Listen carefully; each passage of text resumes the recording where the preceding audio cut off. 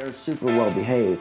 I was talking to one of my business partners today about manhood, and one of the things I thought worth mentioning that he said is it's the example that you hold to the world and to God, and money and looks are irrelevant, and you know that he will not cower under any circumstances.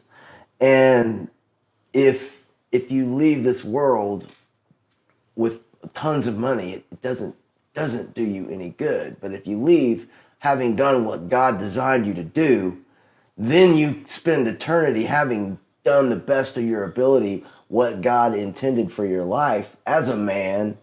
It's a whole different thing. And he mentioned divorce. Yeah. Because he's divorced. Yeah. And he said one of the things is that you got to understand that whatever she's going through, your kids are going through also.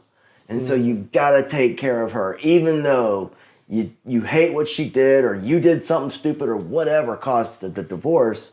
You have to understand that you've got to prioritize her well-being, even though you don't want to anymore, because they're directly connected.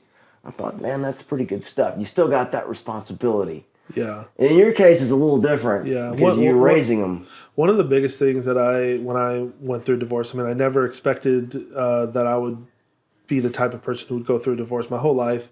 But Me neither. yeah. But when it hits you, I think one of the best pieces of advice I ever got is someone told me, they said, man, no matter what, like, it sounds like your divorce is going to be contentious. It sounds like it's not one of those, like, it's funny. Pots and pans, easy ones. Like, I look at a very obvious divorce like Tom Brady and that Gisele lady, and I'm like, at least they didn't have a drag out, right? Like, they're both smart enough to know and Bruce Willis. far enough in life to know, like, this is a complete waste of time, energy, and whatever.